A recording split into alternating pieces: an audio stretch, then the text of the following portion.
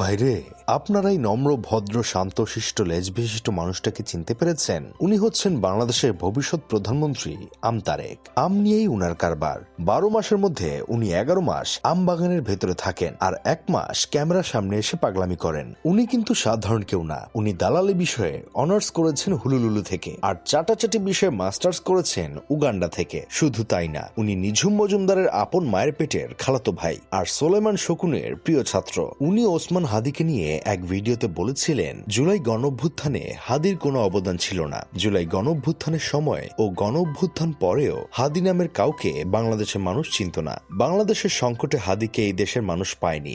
বাংলাদেশ যখন কাঁদছিল, বিপদে পড়েছিল, তখন হাদিরা সিনা টান টান করে দাঁড়ায়নি। তখন বিএনপির মির্জা আব্বাস দাঁড়িয়েছিল, তাদের কর্মীরা দাঁড়িয়েছিল। এজন্যই তো বলি, বাজারে সয়াবিন তেলের দাম 195 টাকা লিটার কেন?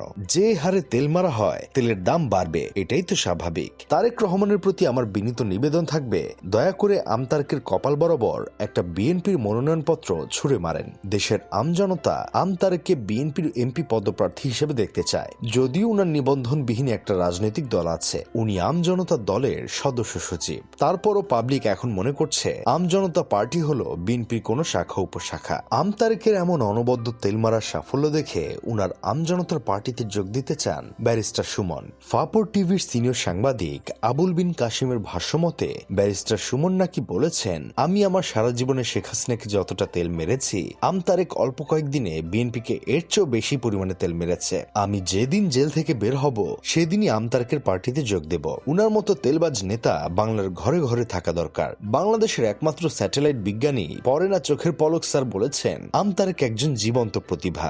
আমি জেল থেকে বের হয়ে উনার সেই প্রতিভাকে কাজে লাগিয়ে 1 ডজন স্যাটেলাইট মহাকাশে পাঠাবো। নুসরাত ফারিয়াকে বলে রাতে উনার ডিনারের ব্যবস্থা করে দেব। উনি যদি চান, মাহিয়া মাহি কিংবা অরুণা বিশ্বাসকেও বলবো উনার রাতের ডিনারের ব্যবস্থা করে দিতে। বাংলাদেশের নাম্বার 1 নায়ক রিয়াজ গর্ত থেকে বলেছেন, তেল মারা যদি কোনো আর্ট হয়, তাহলে তার আর্টিস্ট হলো আম তারেক। উনাকে জীবিত থাকা অবস্থায় জাদুঘরে সংগ্রহ করে রাখা হোক। উনাকে দেখে নতুন প্রজন্ম শিখবে কিভাবে তেল মারতে হয় এবং কোন পরিস্থিতিতে কাকে তেল মারতে হবে। ঋতুপর্ণার বেডরুম থেকে নায়ক ফেরদৌস বলেছেন, তেল মারার ক্যাটাগরিতে কাউকে যদি অস্কার দেওয়া হতো, তাহলে আম তারেক 1 হালি অস্কার জিতত। উনি যে পদ্ধতিতে তেল মারেন, সেটা সাধারণ কোনো পদ্ধতি না। বাংলাদেশের মানুষের উচিত উনার তেল মারার পদ্ধতি নিয়ে চুলচেরা গবেষণা করা। চিন্তা করেন ভাই অবস্থাটা। উনার মতো একজন মহান নেতাকে বাংলার মানুষ তার প্রাপ্য সম্মানটা দিচ্ছে না। উনি মুখ দিয়ে আজকাল কোনো কথা বের করলেই সাধু চলিত ভাষায় শোনে।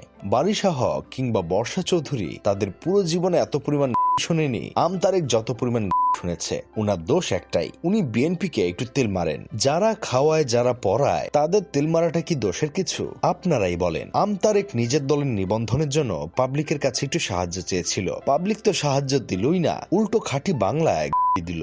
এইসব দেখে আমার বন্ধু কেরামত বলছে, ভবিষ্যতে বাংলাদেশের প্রধানমন্ত্রী হতে পারে হিরো আলম, নয়তো খায়রুল দেওয়ান, নয়তো বা আম তারেক। 3 জনের মধ্যে একজন প্রধানমন্ত্রী হবেই। ওদের মধ্যে একজন যদি বাংলাদেশের প্রধানমন্ত্রী হয়, তবেই বাংলাদেশ ইউরোপ আমেরিকার মতো উন্নত হতে পারবে। যাই হোক, শেষমেশ আমি গোলাম হোসেন একটা কাজের কথা কই, প্রিয় নেতাকে যত ইচ্ছা তেল মারেন, কোনো সমস্যা নেই, কিন্তু একজনকে তেল মারতে গিয়ে অন্যকে ছোট করা এটা মোটেও উচিত না।